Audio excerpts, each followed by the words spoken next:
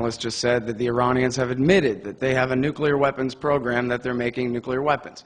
Well, that couldn't be further from the truth. They've denied that they're seeking nuclear weapons over and over again. What they have is a civilian nuclear program which is safeguarded by the IAEA under their Safeguards Agreement.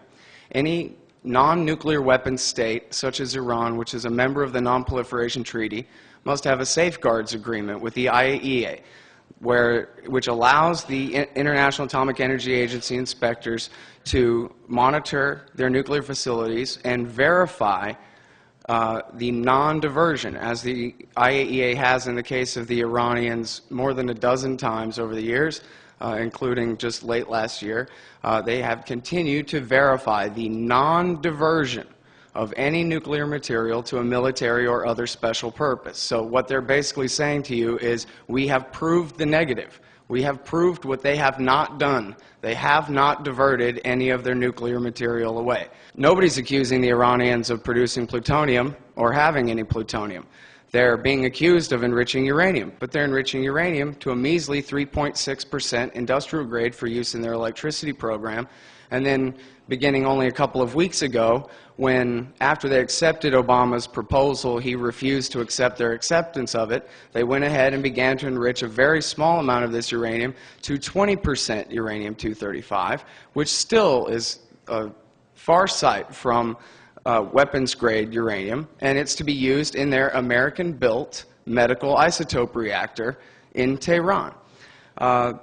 However, if you turn it to ABC, CBS, NBC, CNN, Fox News, or any of the rest of them, the Fox guys and David Schuster over at the liberal channel, MSNBC, will all agree that there's a scary, dangerous nuclear weapons threat from Iran. And they just figure, you don't know about a Safeguards Agreement, you don't know about the Non-Proliferation Treaty, you don't know the difference between 3.6% and 90+% uranium-235, and therefore, if you're afraid of getting nuked in your jammies in the middle of the night, you'll let them go ahead and have their war.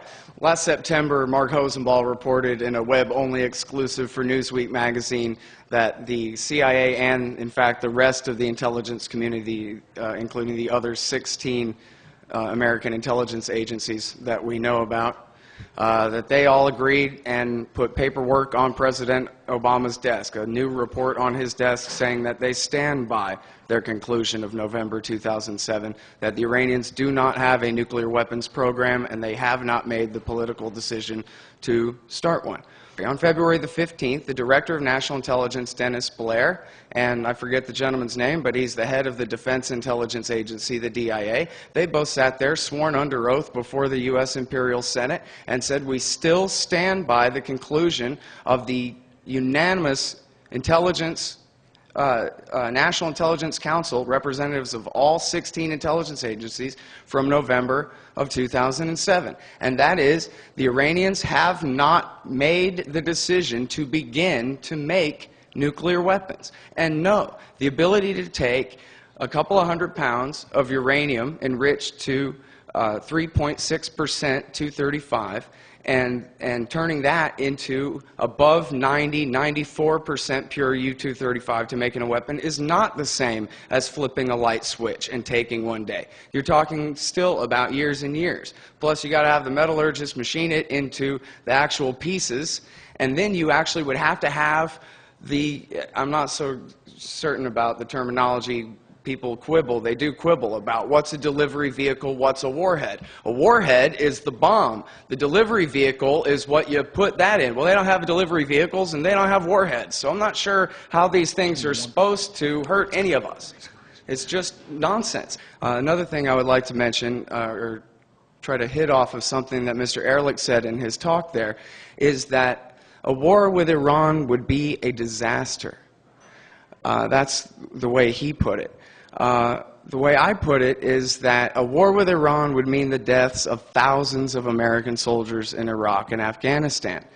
4,000 soldiers have died in the Iraq War in order to install the Iranians' puppets from the Dawa Party, the Mahdi Army, and the Supreme Islamic Council in power in Baghdad.